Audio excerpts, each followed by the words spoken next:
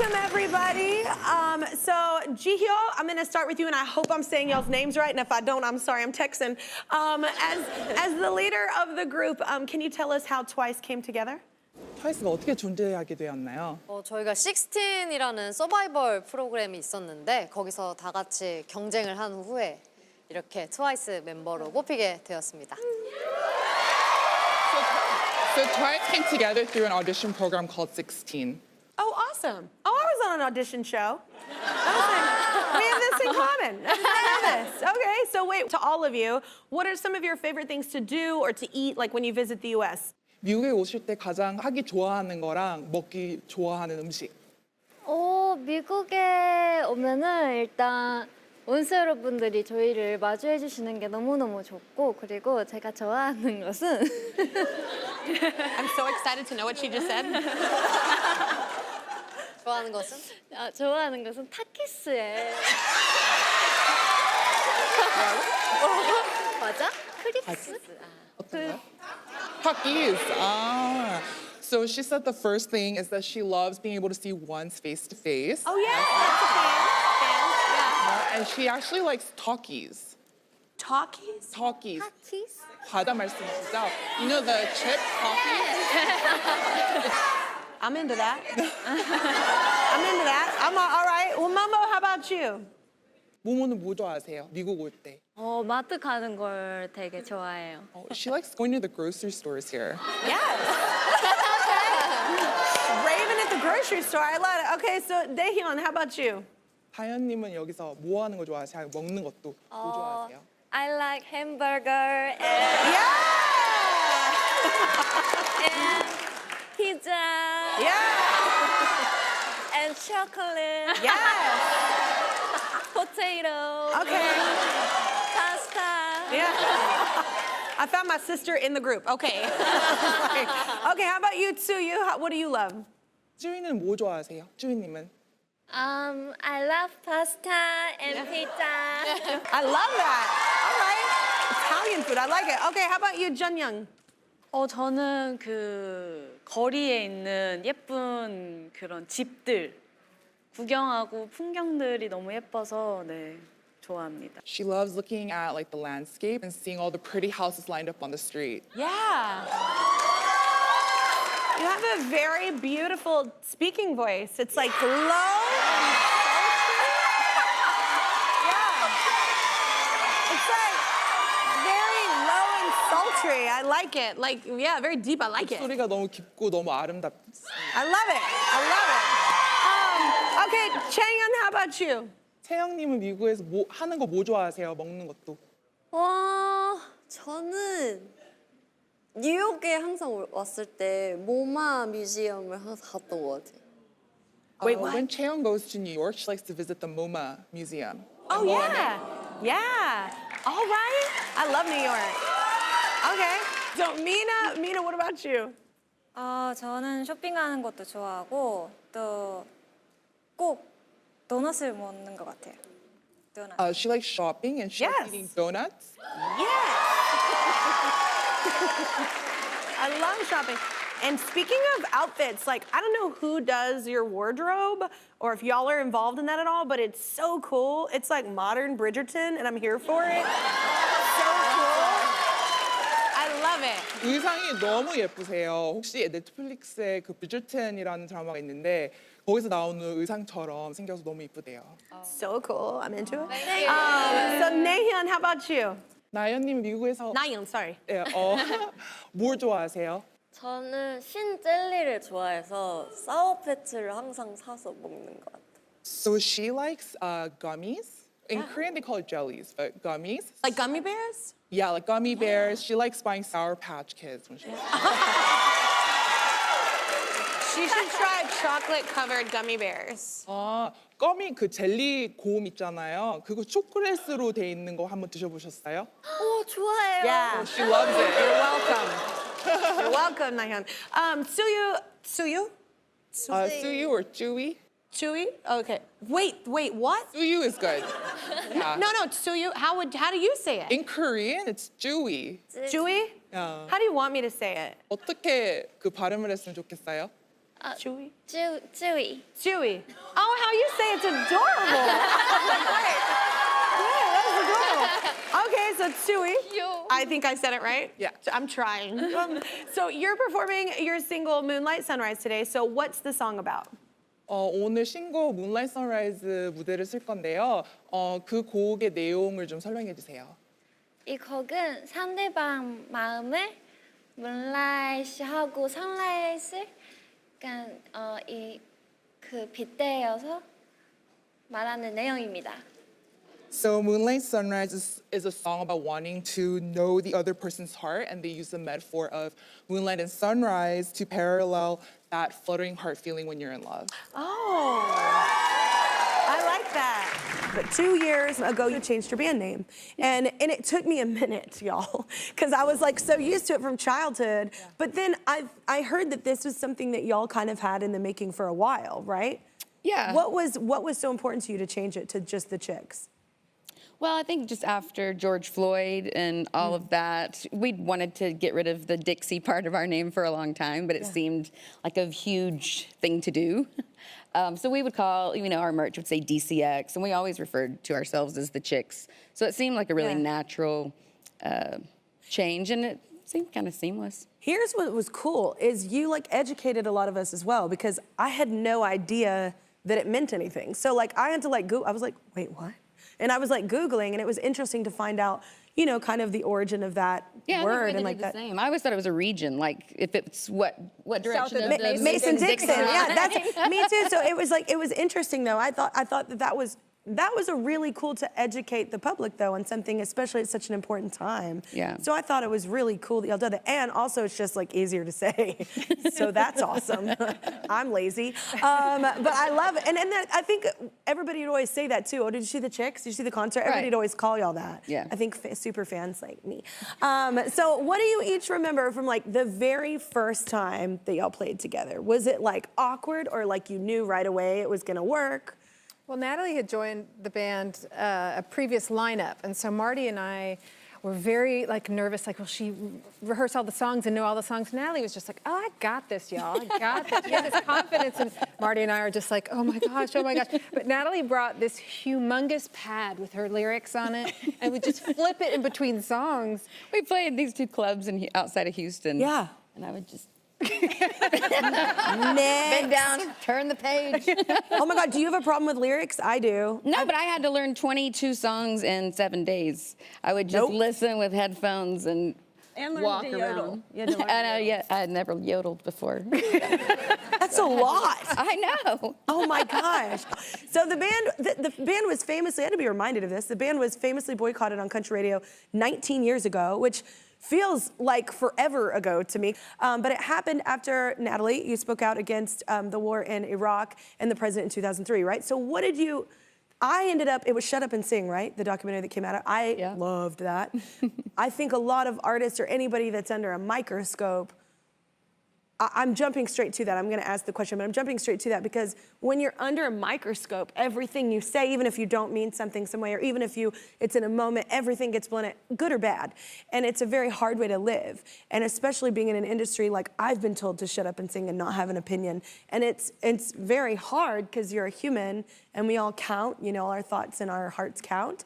So how did y'all deal with that? That had to be hard after watching that Shut Up and Sing. That was hard not only on y'all, but the people around you, right? Yeah, I don't know. I'm a fighter, so I didn't crumble. That's a Texas woman. I did crumble, after we won all the Grammys, I kind of fell apart after that. I think I was just in this fight mode, and then it all sort of came crashing down. Yeah. It's a lot of weight to carry, yeah. Yeah, and it was for how it was affecting other people. I didn't care how it was affecting That's what I'm me, saying. But yeah.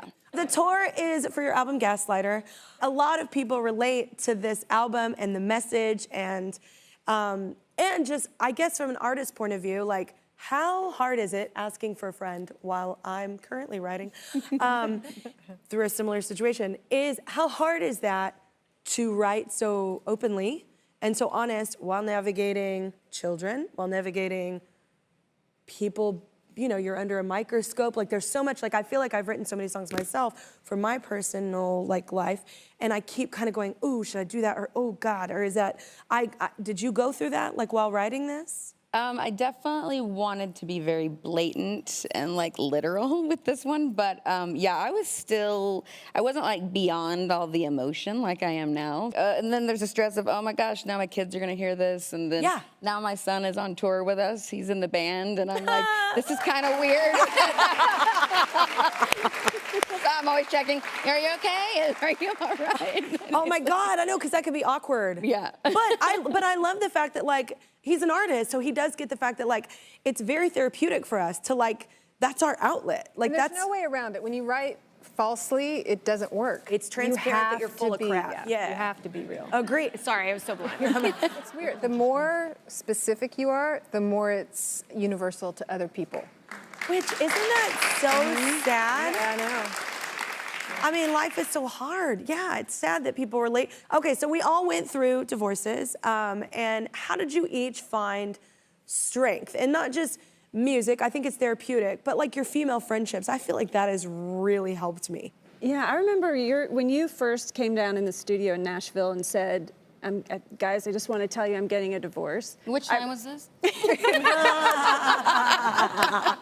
Oh my God. The first one, number one.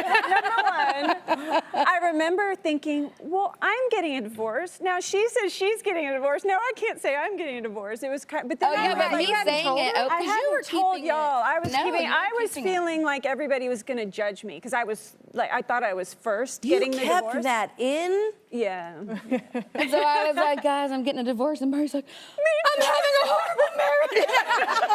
Oh my gosh. We'll do this It was great because I didn't know anybody close to me that was getting a divorce. So I was so happy for you.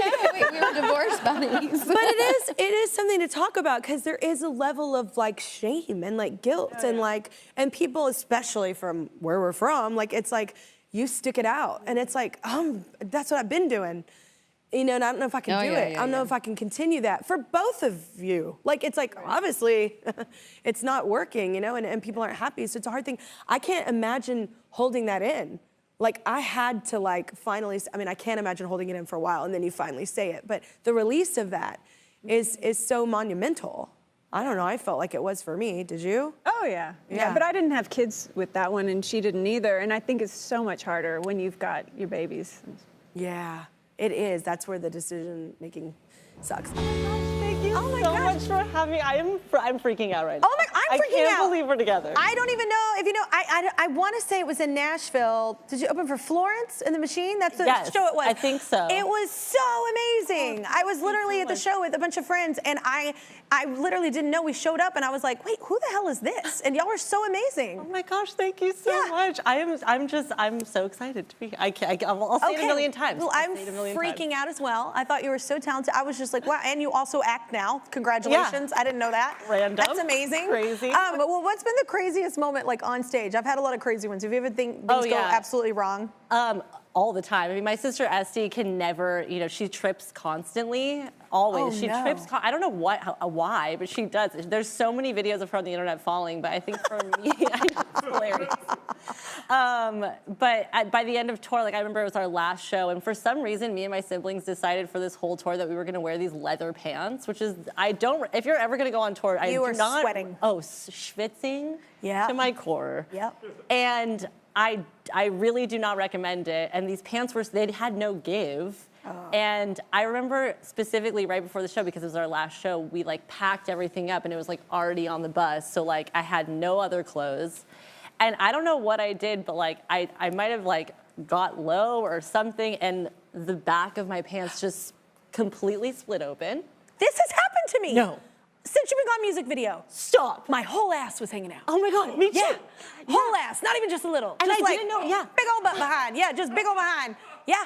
It's the craziest feeling. There's a draft. Yeah, there's a draft. Yeah. Exactly, there's a draft. Oh my God, I can't believe that's happened to you. Oh yeah. You were on stage? I was on stage, and because I was like, oh, okay, I'll just like run off stage and then come back on with like new pants, but I realized that I had packed everything and it was like far away. What did you do? I just kept going. What? And I didn't turn around. So We have like different size asses. That's not a possibility for me. Oh no, I just was like, if I get through this, it'll be fine. I'm just gonna get through it. But like, I think it was just like, I've never been more stiff in my whole life. I was like holding my You're guitar. Beyonce. You just keep going. Oh, I kept going. Oh my I God. kept going, but it was terrible. I will never wear leather pants on stage. But here's the ever thing. again. You might have never turned around, but the rest of the band and crew. Oh yeah, they got a show. They got the best show. They got the best chicken in the house. I love that you kept going. So you have a rule when working together. What is it? Oh, we each have a CBA, which we can pull at any time What's a during the CBA? record making. It's a can't be argued card. And we stole it from the National. It's basically like Can't be argued. Can't be argued. Oh, can't be argued. You could do this on set too. Yeah. Like, I would do this as It an could be in actor, your too. contract.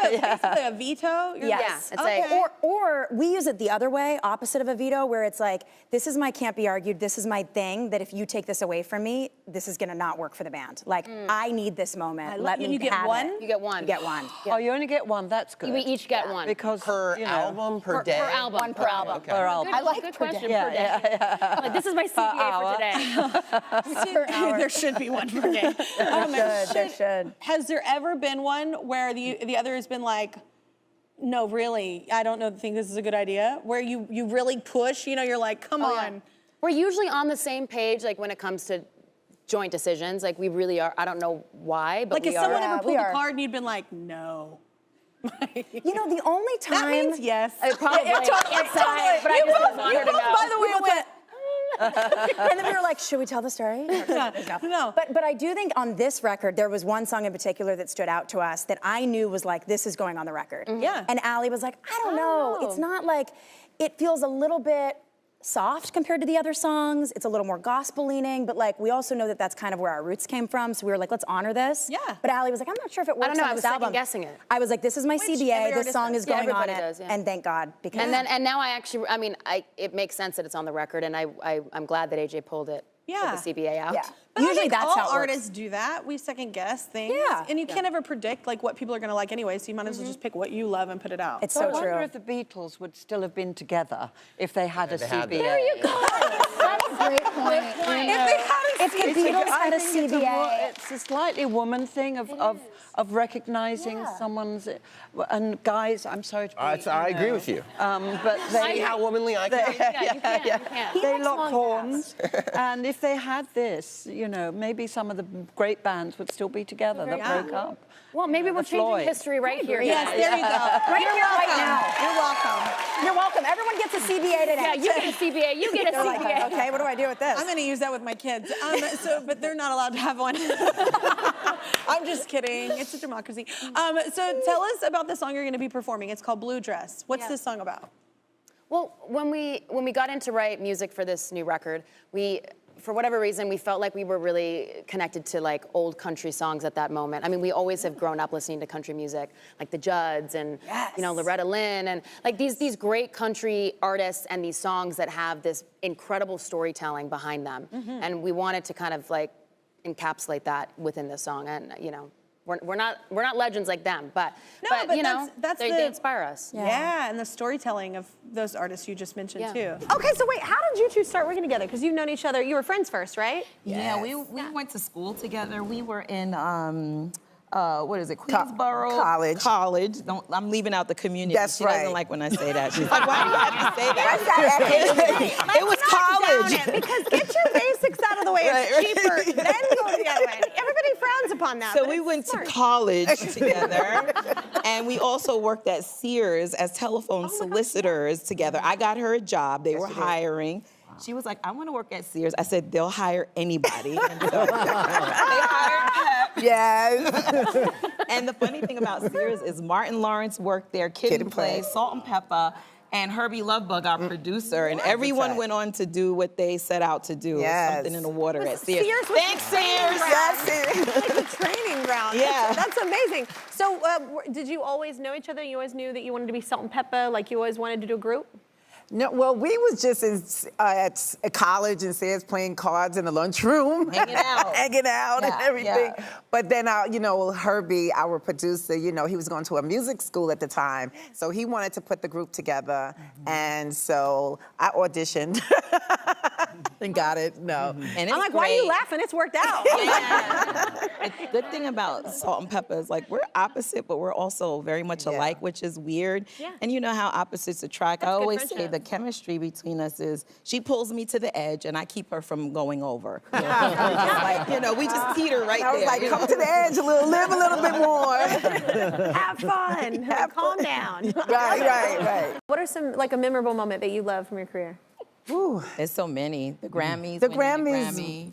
The Grammys one of them because when we petitioned it because they weren't doing, you know, showing when you won a award or, you know, the Grammys at the time, hip hop, they weren't, you know, showing it on television. Oh, they would weren't just airing that announce, they award. wouldn't air it. And we like petitioned it and everything. And then Will Smith with and Will a bunch of Smith, other yeah. artists. And then we went on to win one and it was televised. So it was like, oh my gosh, it was a big moment for us, for women in hip hop, you know.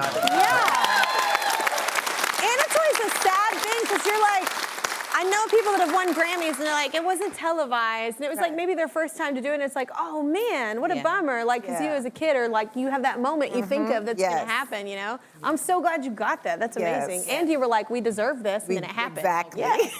So, I mean, you guys, first of all, welcome. I'm so excited that you're here.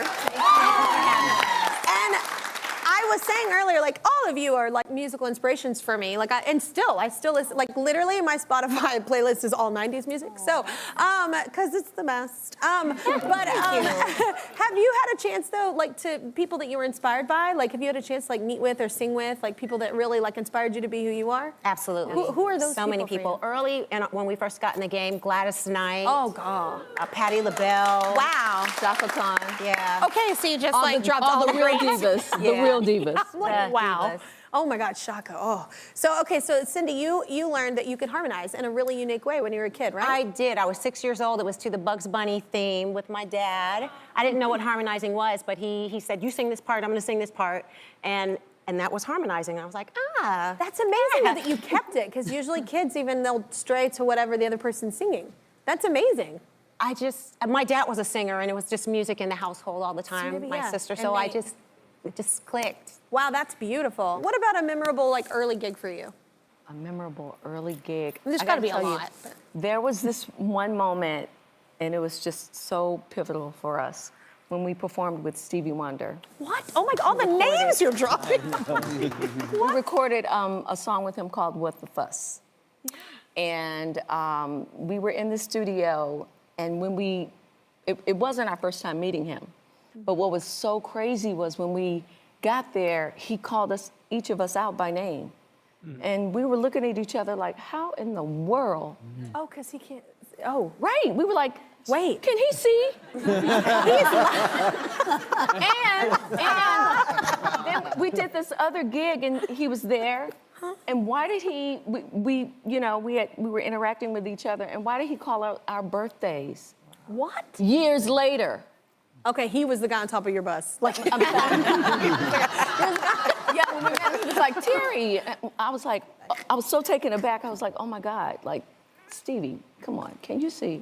Oh my God, are you lying to me right now? I promise. You know what's funny though is like, no, not you, him. Like, are you lying? Yeah. You're like, I promise, I'm not lying. I have to ask, was this all thought out from the beginning? Because even how y'all sing in unison, I mean, usually people will double your vocal, you know, to have that kind of effect, but it's cool because you have different tones. Yeah. Was it all like set out like that in the beginning to do the kind of unison thing and synchronized thing and then separate in harmony and the whole style? Was that all from the beginning?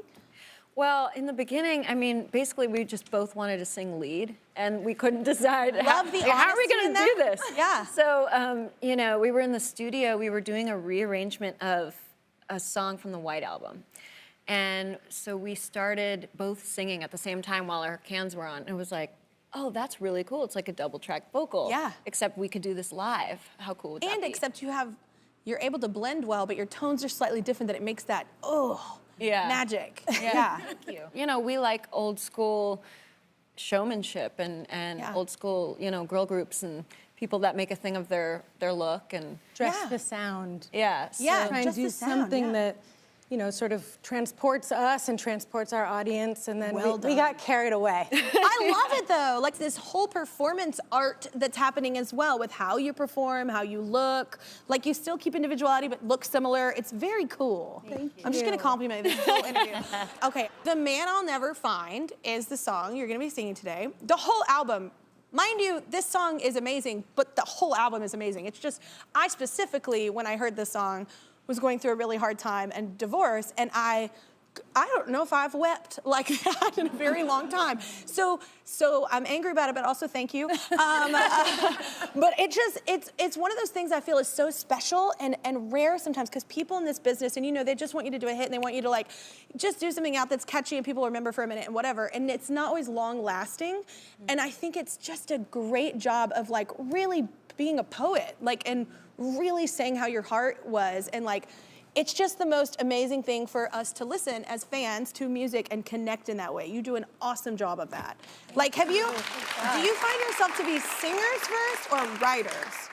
Because, geez, it's a hard tug of war there for me. It's a hard one.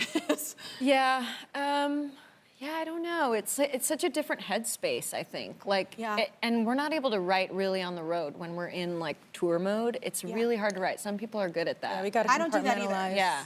Yeah, I mean, I think it was easy to write at a time I was going through a divorce, and we sat down to write, and then pandemic hit us, so we really were gifted all this time, all this drama, all this difficulty, honestly, that we could all relate to clearly. Yeah, and unfortunately. Yeah. Unfortunately, divorce and a hit. You got something out of it. Yeah. It is hard though to bear. It's taken me, God, I don't even know how many years it would be since my last album. Like I had to tell my label, I was like, I can't talk about it yet. Like I can't be interviewed about it yet. So like I can't release the album yet. It took me that long to even say yes to releasing it. Like, did it take you a minute, like when it's something that personal, to like release it out, or is it therapeutic for you in that sense? it was therapeutic. I mean, I think it was difficult to start writing about it. And then once we did, you know, she's been, we have a unique thing because we're traveling together. She's seeing my life and I'm seeing hers. We're witnesses to each other's life and we're songwriting partners. So we're really able to write on behalf of the other person in a very, you know, sort of special Intimate way, yeah. And so by the time we sat to write, it was clear that it was over and, you know, it was easier to actually just pour it out.